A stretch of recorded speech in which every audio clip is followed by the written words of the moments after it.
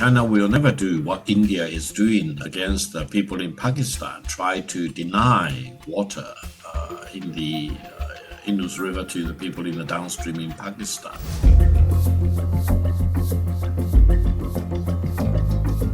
Don't do unto others what you do not want others do unto you.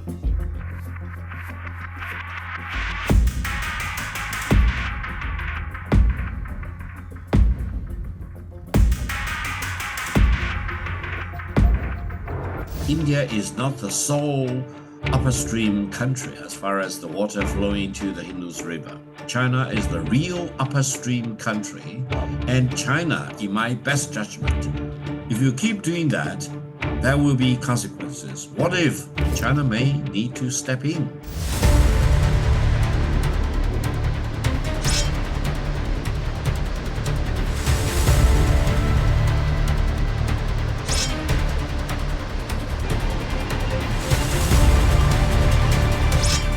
This is an exclusive conversation with Victor Gao. He is the Chair Professor, Soochow University, and Vice President of CCG, that's Center for China Globalization. He also is more known for having been the interpreter of Deng Xiaoping. Thank you so much, Victor, for joining us here on the network. We are discussing a very, very important subject today. There was an RTI request by India today as a right to information. And right to information, we wanted to know whether if there has been any hydrological data sharing between India and China on river Brahmaputra. And the response we received was that since 2022, that has stopped. Now, Victor, we wanted to understand, is or was Galwan a catalyst to see the kind of breakdown that we saw between India and China, especially on the Brahmaputra front? Well, I would say China-Indian cooperation will be absolutely important for both China and India. We need to do our best to put the territorial disputes behind our two countries and try to figure out a way to better cooperate with each other for mutual benefit. Now, what Indian call Brahmaputra is what China called Yaluzangpujiang in Tibet, which is a mighty river. And I think while inside Tibet, it flows from the west to the east. When it reaches the extreme point in the east, it makes a bigger bend and eventually flows into India. I think China and India need to come up with a protocol so that water in the Brahmaputra or China's Yaluzangpujiang can be better managed. I think this becomes more important because of recent Indian government's attempt to divert water from the Indus River, try to deprive the people in Pakistan who live in the downstream of Indus River the benefit of water. So I think hopefully China and India, and hopefully the three parties, China, India, and Pakistan, will be able to sit down to talk about how to better use the water in the different rivers, Brahmaputra in the east and the Indus River in the west. Now, allow me to emphasize one point. Most of the river eventually flowing into India originate in Tibet. So I think China is in a very important position, and hopefully we will be able to talk about this and find a mutually accepted solution. You make a very, very important point over here, Victor. Are you telling me that Beijing and the thought process in Beijing is that should India use the Indus Waters Treaty to leverage or arm twist Pakistan, that Beijing will come to Pakistan's rescue and as an upper riparian in the Brahmaputra, do what it needs to do to ensure that India does not do what it intends to do with Pakistan? Well, a couple of points. One is that China will never do what India is doing against the people in Pakistan, try to deny water in the Indus River to the people in the downstream in Pakistan. Now, I understand between India and Pakistan, there was a water treaty involving the waters in the Indus River. Now, despite of the commitments by the Indian government is still threatening and also actually doing the diversion of the water. Now, this to me is a very serious problem. Now, for the three countries, China, India, and Pakistan, and as far as Pakistan is concerned, it mostly involved the water in the Indus River in the west. But between China and India, we actually share the same rivers, both in the west as well as in the east, mostly Brahmaputra, as you call it, and Yaluzangjiang, as we call it, in China. I think either between China and India or between India and Pakistan, and because China is on the upper stream for the Indus River, we need to really talk it out rather than see the very tragic situation involving denying water in the Indus River to the people in the downstream in Pakistan. Because in China, we have a saying, thousands of years old, don't do unto others what you do not want others do unto you. China is on the upper stream. That's a reality. And I do not want to see India in the midstream doing funny things against the people in Pakistan on the downstream. And peaceful cooperation will be absolutely necessary between China and India and between India and Pakistan as far as water in these mighty rivers is concerned. Right. Victor, I did not mean that China would do anything to the Indus. What I was trying to ask you is that should India stop waters of the Indus, is China going to use Brahmaputra against India so that to come to the rescue of Pakistan? Is the Pakistan relationship that important? You are raising a hypothetical question. I think China-Pakistani friendship is ironclad, and China will not allow any violation of Pakistan's legitimate interest in defending its sovereignty and territorial integrity, including peaceful use of the water in the Indus River, especially because of the treaty between India and Pakistan about the allocation of the water in the Indus River. That's number one. Number two is that between China and India, we share the same river, and China is on the upper stream, India is on the downstream, both in the western part as well as in the eastern part. I hope we will figure out a way to peacefully allocate water in these mighty rivers rather than being subjected to the specter of having water being diverted or being denied to the people in the midstream or in the downstream.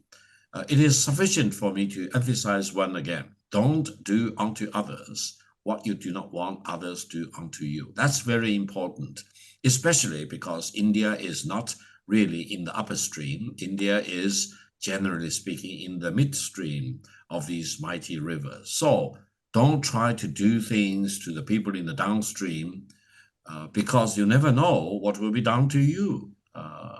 Be peaceful with your neighbor rather than it sounds less like an advice, more like a threat. Is that what it is? Is this what's Beijing's message to India? Now, I think my advice is always good intentions, and I hope people in India will listen to my advice. That is, allow me to repeat for the third time, don't do unto others what you don't want others to do unto you. Are you saying India will pay for it? Well, I've said to disregard treaty obligations and to deny water to the people in the downstream against the treaty obligation is, in peacetime, a crime against humanity. In wartime, it may be considered as a war crime. So this is very serious because you're talking about millions of the people in the downstream who may be denied the use of water. And because 70% of a human body is composed of water, if you deny human beings of the use and the benefit of water, you are really killing them. You are denying them living standards and livelihood in the most basic form. So I hope the government in India will be really rational enough in never saying, you will never get a drop of water unless you do certain things to me. No, never use water in the Indus River as a blackmail against the people in Pakistan. You also made a very important point when you said India, China, and Pakistan need to sit down together and sort this one out. Are you looking at a trilateral on water? Because India has made it very clear that anything between India and Pakistan should remain bilateral and that India will not welcome any third party intervention. Well, if you look at the Indus River, many rivers which eventually converge into the Indus River originate in China's Tibet. And that means that India is not the sole upstream country as far as the water flowing into the Indus River. Actually, there are major rivers which feed into the Indus River originating from China. Therefore, this is the reason why I keep calling on India and Pakistan to really engage in peaceful negotiations between them. And if India and Pakistan cannot come up with an equitable way of allocating the water, as they previously agreed in that Indus River Water Treaty, then China may need to step in. And this is regardless of whether India likes it or not. This is because the water originates in China. China is the real upstream country, and China, in my best judgment, does not want to see the midstream country try to deny water in the Indus River to the people in the downstream country. Period. As simple as that. Okay, you also made a very important point about lives being lost should water be weaponized. But again, Victor, then what about the lives of those that were lost in the Pahalgam terror attack? The terror is used as an instrument of state policy. Does that not concern and worry Beijing? I personally condemn terrorist attacks of all kinds and colors and shapes. However, whenever you have a terrorist attack, and inside Pakistan there have been terrorist attacks against Chinese nationals, we always call for thorough investigation and identify the real criminals behind the terrorist attacks and bring them to justice. No country should be justified to jump the gun and jump to the conclusion as if whenever there is a terrorist attack, it must be the government of a certain country. No, you need to exhaust all the investigation and really come up with all the evidence you need to gather before you want to use military means against the other country. Otherwise, you can make use of the terrorist attacks to launch military attack against another sovereign country. That's not the rule of the game in the world of today. The rule of the game is we all condemn terrorist attacks, but everyone needs to exhaust the investigation before they will be justified to use legal or military means against another sovereign country.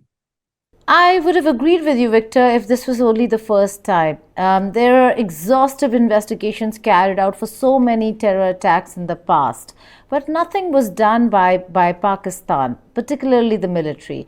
Bahawalpur, the hub for Masood Azhar, Murid Gate, training camps of Hafiz Saeed, and they still thrive. That should concern countries like China that have been fighting terrorism and fundamentalism as a country and as a whole.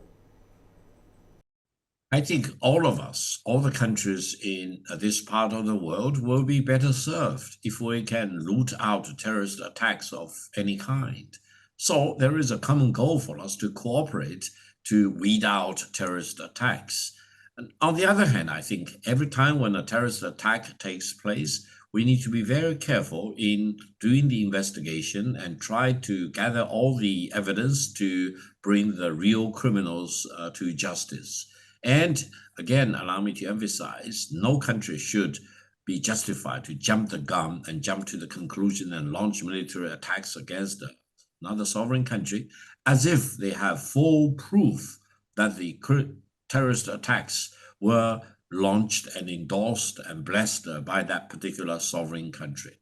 No, you need to really walk the walk and talk the talk rather than jump the gun. Are you saying India jumped the gun on Pahalgam terror attack? That there was no Pakistani hand at all? This even as we see the kind of statements coming in from none other than the Army Chief of Pakistan, General Asim Munir? No, I do not mean we all have the evidence, I just urge the Indian side to have the patience to do the investigation and gather all the evidence and produce the evidence to mankind as a whole, rather than, for example, shortcutting the investigation, jump to the conclusion and launch military attacks into Pakistan, as if, for example, Pakistan is the real criminal behind such terrorist attacks. So we have several points. One, terrorist attacks need to be condemned. Secondly, whenever there is a terrorist attack, everyone needs to exhaust the investigation to get to the real bottom of that. Thirdly, before you will be justified to launch military attack against another sovereign country, you need to have fully convinced evidence before you are justified to launch military attack against another country. Otherwise, you escalate the situation. You do not solve the problem. You actually push the crisis into a bigger crisis. And whatever that happened between India and Pakistan, involving that probably the largest scale aerial confrontation, is a big lesson for all the countries involved. But then again, Victor, another question on the kind of position Beijing has taken post Pahalgam terror attack. India says it has evidence and it has provided that to all its important partners when it comes to Pakistan's hand. On the other hand, you've seen most of the world take a position of neutrality, condemning terror but not taking sides. Why did China, like Turkey and Azerbaijan, choose a side? That Chinese weapons were used against India, that China took a position that was absolutely pro-Pakistan and did not stand with just condemning terror. Why did you go beyond when investigations are still underway, or shouldn't Beijing have waited for proof as well? Well, I don't think anyone in India should be surprised that China-Pakistani brotherhood and sisterhood and close cooperation did not start in May 2025. China-Pakistan established their relations back in 1951, and throughout all these decades, more than 74 years, China-Pakistan have always dealt with each other with respect, and China has always helped Pakistan, including in military sector. China-Pakistan jointly produced fighter planes, and China has no reservation to share with the Pakistani brothers and sisters the most advanced military technologies, hardware, software, commanding system, for example. So why should anyone in India be surprised that Pakistan has the benefit of the best military equipment at their disposal if, for example, an aerial combat is instigated by the Indian side? So I hope common sense will come back to New Delhi. Don't be surprised, and don't second guess China's commitment to help Pakistan defending their legitimate interest in protecting Pakistani sovereignty and territorial integrity. Coming back to the water wars, are we looking at a scenario where this hydrological data between China and India will that both countries will restart sharing of that data, or are we looking at both taking a very hard position and the sharing of data could take longer than one was expecting, given that Foreign Secretary Misri was in Beijing and they said that the India-China expert mechanism is going to begin?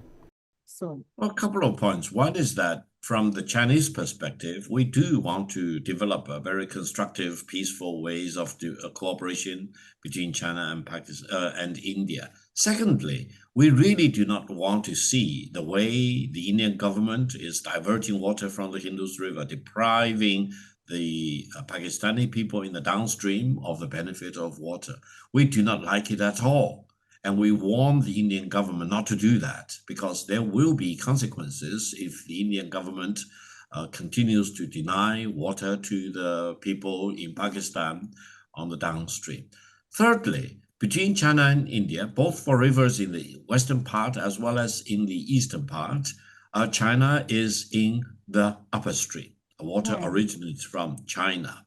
Therefore, for India, you need to be very careful. You do not want to create a situation where the Indian side will be accused of conducting illegitimate exercise of denying water to people in the downstream, because If you keep doing that, there will be consequences. What if someone else does exactly what you do to the Pakistani people to you? What will be the consequence, for example? So I hope we will be very philosophical, we'll be very rational, we will really deal with each other with full respect, rather than indulging in the fantasy that I can manhandle the other side without me myself being manhandled by another country. Final question, Victor. Are we looking at water becoming the new strategic corridor controlled by China, given that most of the water, the resource and the source of this, the water comes from China? So is China going to control a very strategic water corridor, and this could become the new CPEC? Well, first of all, it is a fact that most of the river flowing into India, Pakistan, and Afghanistan, or even Central Asia, etc., originate from China, what we call the Tibetan Qinghai Plateau. This is a fact. You cannot deny that fact. Secondly, China is the most responsible country in the world. We always want to handle relations with our neighboring countries, including the allocation of water, in a very professional and very legal and decent manner. So I don't think China has any desire to weaponize water in the rivers originating in China. On the other hand, I think every one of us in China is watching the situation very closely about the attempted Indian diversion of water to people in Pakistan on the downstream in Indus River. My sincere hope Indian government will discontinue such wrongful acts, because you do not know what will be the real consequence if you continue to deny water to the people in the downstream on the Indus River. Victor Gao, thank you so much for joining us on India Today Global. Thank you. Thank you very much for having me.